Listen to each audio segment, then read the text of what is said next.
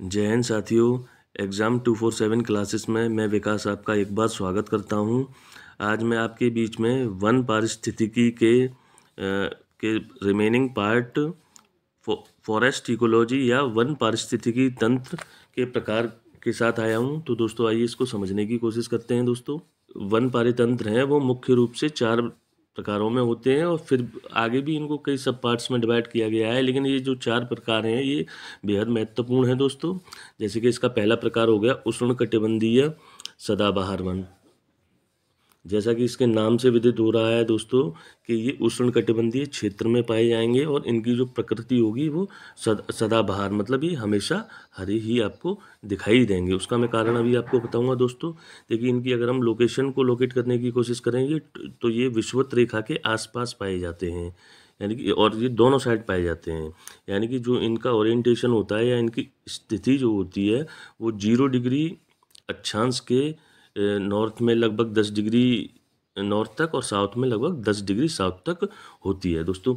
और एक फीचर ये होती है कि ऐसे क्षेत्रों में ही पाए जाते हैं जहाँ पे साल भर तापमान अधिक रहता है और आर्द्रता, जिसको हम इंग्लिश में ह्यूमिडिटी बोलते हैं, वो काफ़ी उच्च रहती है। तो पहली प्रॉपर्टी इनकी समझिए दोस्तों, ये विषुवत रेखा के निकट पाए जाएंगे। और चूंकि विषुवत रेखा की जो जलवायु है उसकी विशेषता ही ये होती है कि वहाँ पे साल भर तापमान हाई होता है और आर्द्रता काफ़ी ऊंची होती है। ऐसे क्षेत्रों में जो औसत वार्षिक वर्षा है दोस्तों वो 200 सेंटीमीटर से अधिक होती है और 250 सेंटीमीटर से भी कई किताब में लिखा हुआ है कि 250 सेंटीमीटर तक या उससे अधिक होती है। तो मतलब ये जो उष्णकटिबंधीय सदाबहार वन है ये ऐसे ही क्षेत्रों में उगते हैं जहाँ पर वर्षा 200 सेंटीमीटर से अधिक होती है। और औसत वार्षिक वर्षा 200 सेंटीमीटर से अधिक होती है। यहाँ पर जैव विविधता सर्वाधिक होती है दोस्तों, यानी कि बायोडाइवर्सिटी और जो वन पारिस्थितिकी तंत्र हैं उनकी तुलना में यहाँ पे जैव विविधता अधिक होती है और सर्वाधिक होती है। इसका मतलब ये हुआ दोस्तों कि यहाँ की जैव विविधता अन्य सभी वन पारिस्थितिकी तंत्र को ले लें या हम और समुद्री पारिस्थितिकी तंत्र को ले लें, उन सब में सबसे अधिक होती है। यहाँ पर दोस्तों एक विशेषता है वृक्षों की, उसको समझते हैं कि यहाँ पे वृक्ष और झाड़ियों के 3 स्तर पाए जाते हैं। इसमें देखिए मैंने इसको इमेज के माध्यम से बताने की कोशिश की है कि ये जो सबसे ऊंचाई पर वन होते हैं उस पेड़ जो होते हैं वो काफ़ी विशाल होते हैं और उनकी लंबाई काफ़ी अधिक होती है। लगभग इस रीजन में जो सबसे अधिक ऊंचाई वाले वृक्ष होते हैं वो 60 मीटर तक की ऊंचाई पर पाए जाते हैं। फिर दूसरा जो स्तर होता है उसमें 60 मीटर से कम ऊंचाई वाले वृक्ष पाए जाते हैं। और तीसरे स्तर पर दोस्तों ये लताएं पाई जाती हैं। ये मैंने आपको इमेज से दिखाया है, ये लताएं हैं। यहाँ पर जो वन होंगे वो स्तर में विभाजित होंगे, अधिक ऊंचाई वाले, उससे कम ऊंचाई वाले और उससे कम ऊंचाई वाली लताएं। ठीक है दोस्तों। और देखिए यहाँ पर जो पेड़ पाए जाते हैं वो जैसे कि महोगनी हो गया, आपका आमनूस हो गया और रोजवुड हो गया। बांस भी ऐसे क्षेत्रों में पाया जाता है, रबड़ भी पाई जाती है दोस्तों, उनको आप एडिशनली याद रखेंगे। और यहाँ पर जो जानवर पाए जा रहे हैं दोस्तों वो हाथी है, गेंडा है, जंगली सूअर है और शेर है दोस्तों। ठीक है दोस्तों, ये जो इसकी एक मुख्य विशेषता है कि यहाँ पे वृक्ष कई स्तरों में पाए जाते हैं। ठीक है, इसी विशेषता के कारण क्या होता है कि ये सदाबहार प्रकृति के होते हैं। यहाँ पर जो वृक्ष होते हैं वो एक समय में अपनी पत्तियां नहीं गिराते हैं, बल्कि जो अलग वृक्ष या अलग अलग स्तर वाले वृक्ष अलग अलग समय पर अपनी पत्तियां गिराते हैं, जिससे ये हमें ऐसा प्रतीत होता है कि ये जो क्षेत्र है ये हमेशा हरा भरा रहता है। इसी कारण दोस्तों इनको सदाबहार वन भी नाम दिया गया है दोस्तों। और दोस्तों ये जो एक और मैं इसकी विशेषता बताऊं आपको कि यहाँ पर जो इतनी अधिक ऊंचाई जा रही है वृक्षों की, उसका मुख्य कारण होता है कि चूंकि पेड़ बहुत घने होते हैं यहाँ पर और एक दूसरे से पेड़ों में प्रतिस्पर्धा होती है सूर्य के प्रकाश तक पहुँच के लिए। इसीलिए जो सबसे ऊंचे पेड़ होते हैं वो 60 मीटर तक की ऊंचाई तक जाते हैं ताकि सूर्य का प्रकाश उन्हें आसानी से मिल सके। और चूँकि सूर्य के प्रकाश में ही वे अपना भोजन बना पाते हैं फोटोसिंथेसिस की क्रिया के माध्यम से। दोस्तों ये आप जरूर याद रखिएगा कि इस रीजन में जो पेड़ हैं वो महोगनी, आबनूस और रोजवुड बांस और रबड़ है, क्योंकि क्वेश्चन आपसे ऐसे पूछा जा सकता है कि नाम दे दिया कि महोगनी निम्न में से किस वन पारितंत्र में पाया जाता है। ऑप्शन दे दिया कि उष्णकटिबंधीय सदाबहार वन, मानसूनी one, taiga one, tundra one. तो दोस्तों ये आपको याद रखना है। और दोस्तों ये हमारे ग्लोब पर या पृथ्वी पर उष्णकटिबंधीय सदाबहार वन अमेजन बेसिन में पाए जाते हैं, कांगो बेसिन में पाए जाते हैं, अफ्रीका का जो गिनी तट है वहाँ पे पाए जाते हैं। और अगर हम इंडिया में देखें तो इंडिया में ये अंडमान निकोबार और पश्चिमी घाट जो का रीजन है वहाँ पाए जाते हैं, और कुछ मात्रा में ये पूर्वोत्तर भारत में भी पाए जाते हैं। तो ये ज़रूर याद रखना है, इनकी लोकेशन को ज़रूर याद रखना है कि इक्वेटर के आसपास पाए जाते हैं, ऐसे क्षेत्रों में पाए जाते हैं जहाँ पर साल भर हाई टेम्परेचर रहता है और ह्यूमिडिटी भी काफ़ी हाई रहती है। एवरेज जो औसत वार्षिक वर्षा है 200 सेंटीमीटर से अधिक होती है। कहाँ अमेजन बेसिन हो गया, कांगो बेसिन हो गया और गिनी तट हो गया अफ्रीका का, यहाँ भी ये पाए जाते हैं। और इंडिया में ये वेस्टर्न घाट हो गया, पश्चिमी घाट हो गया और अंडमान एवं निकोबार द्वीप समूह के साथ साथ पूर्वोत्तर भारत के कुछ हिस्सों में पाए जाते हैं। दोस्तों इसी में आइए दूसरा टाइप समझने की कोशिश करते हैं। उष्णकटिबंधीय पर्णपाती वन या मानसूनी वन, ये एक स्पेशल टाइप के फॉरेस्ट होते हैं दोस्तों। और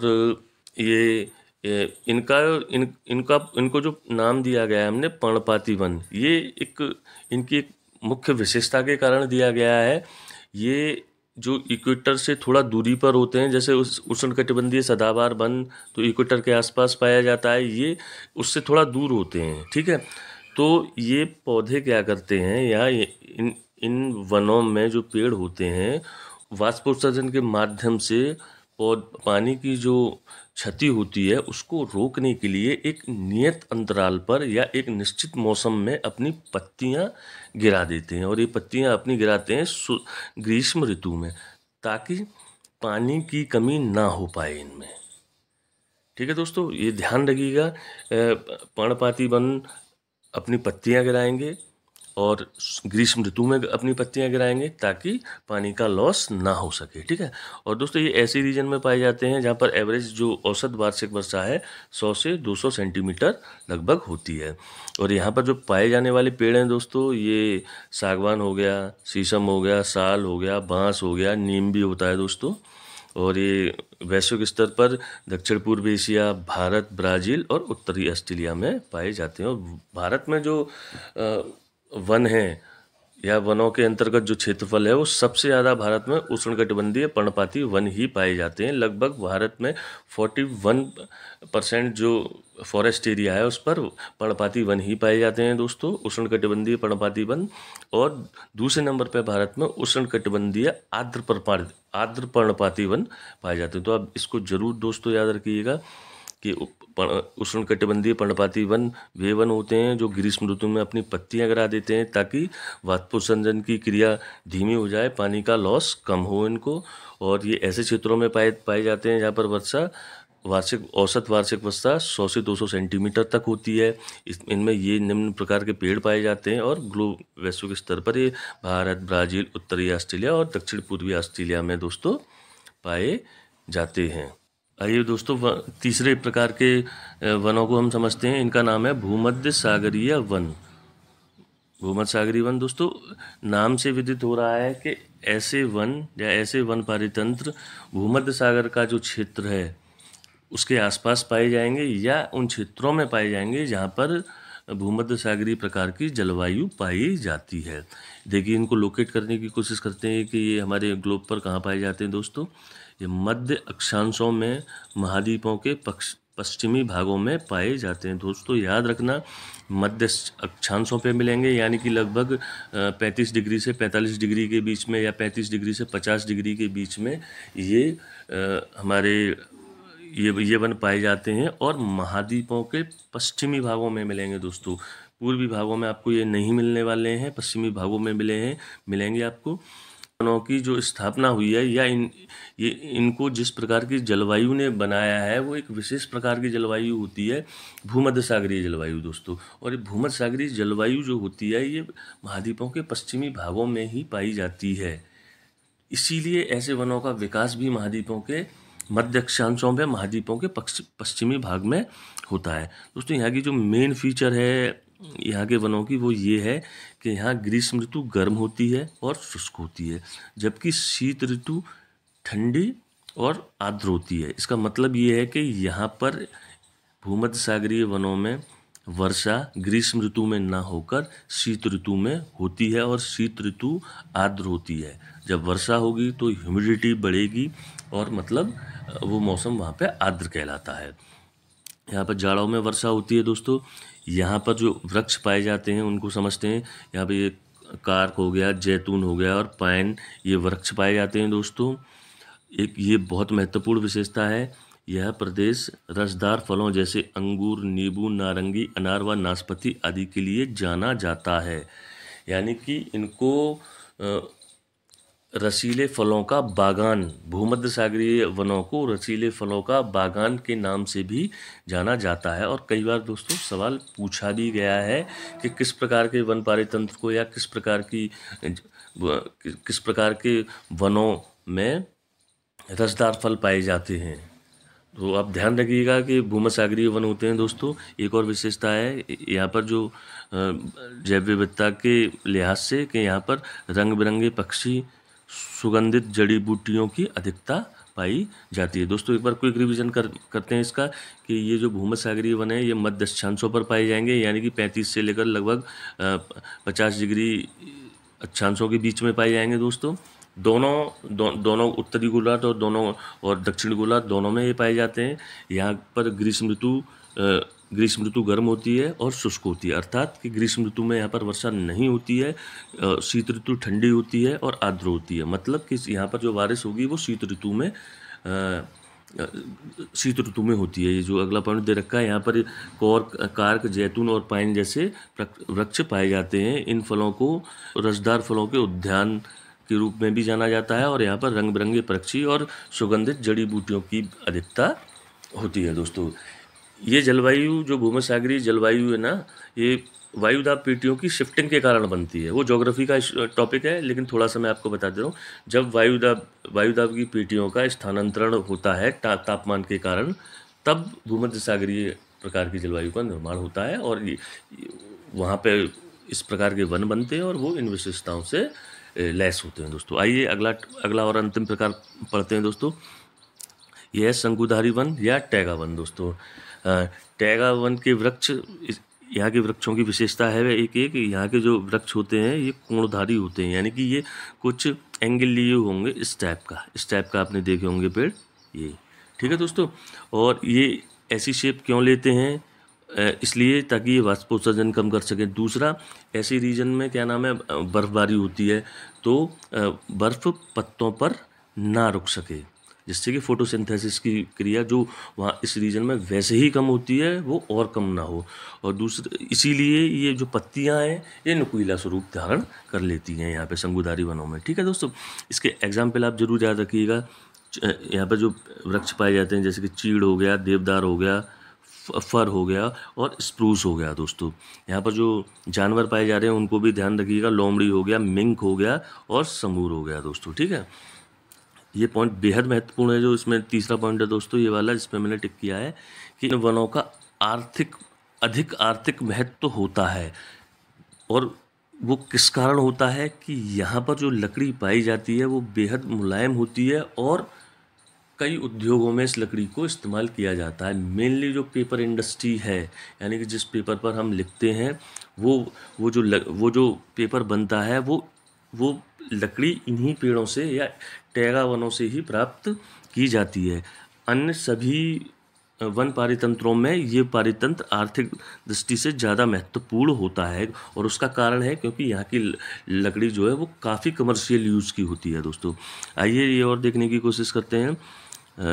विस्तार सभी वन क्षेत्रों में सर्वाधिक है, यानी कि दूसरा ये भी पॉइंट काफ़ी इंपॉर्टेंट है दोस्तों कि ये जो टैगा वन है ये एरिया वाइज अन्य सभी वन पारितंत्र से ज़्यादा है। यानी कि अगर मुझसे ये पूछा जाए या आपसे ये पूछा जाए कि पृथ्वी पर सबसे अधिक क्षेत्रफल लिए हुए कौन से वन पारितंत्र हैं, कौन सा वन पारितंत्र है? तो आपका उदाहरण आपको आंसर देना होगा कि टैगा वन पारितंत्र का क्षेत्रफल अन्य वन पारितंत्रों की तुलना में सबसे अधिक है दोस्तों। ये प्रॉपर्टी आप ध्यान रखिएगा। यहाँ पर बायोडाइवर्सिटी कम होती है दोस्तों, कारण क्योंकि यहाँ पर टेम्परेचर की चरम दशाएं पाई जाती हैं, प्रकाश कम उपलब्ध होता है, फोटोसिंथेसिस में थोड़ी सी बाधा आती है, नेट प्राइमरी प्रोडक्टिविटी कम होती है। जब नेट प्राइमरी प्रोडक्टिविटी कम होगी तो निश्चित रूप से दोस्तों वहाँ पर बायोडाइवर्सिटी कम पाई जाएगी। इसका उल्टा भी ठीक है दोस्तों, जैसे कि हमने अभी उष्णकटिबंधीय सदाबहार वन पढ़े थे, वहाँ पर नेट प्राइमरी प्रोडक्टिविटी जो होती है वो सर्वाधिक होती है, इसीलिए वहाँ पर जैव विविधता भी सबसे ज़्यादा पाई जाती है दोस्तों। और दोस्तों इसको लोकेट करने की कोशिश करते हैं। देखिए ये आर्कटिक वृत्त यानी कि जो 66.5 डिग्री नॉर्थ की बात कर रहा हूँ केवल मैं। आर्कटिक वृत्त जो होता है वो 66.5 डिग्री नॉर्थ होता है, कि चारों ओर यूरोप, एशिया व उत्तरी अमेरिका में पाए जाते हैं। दोस्तों ध्यान रखना है इस बात को कि जो टैगा वन है ये केवल और केवल उत्तरी गोलार्ध में पाए जाते हैं, दक्षिणी गोलार्ध में नहीं पाए जाते हैं। और ये उत्तरी गोलार्ध में भी आर्कटिक वृत्त यानी कि 66.5 डिग्री नॉर्थ के आसपास के क्षेत्रों में पाए जाते हैं, जैसे यूरोप हो गया, एशिया हो गया और उत्तरी अमेरिका हो गया। उम्मीद है दोस्तों आपको ये वीडियो पसंद आया होगा। ये वन दरोगा के एग्ज़ाम में आपको काफ़ी लाभकारी साबित होगा। अगर ये वीडियो आपको पसंद आया है तो इसको अपने दोस्तों के साथ शेयर करिए और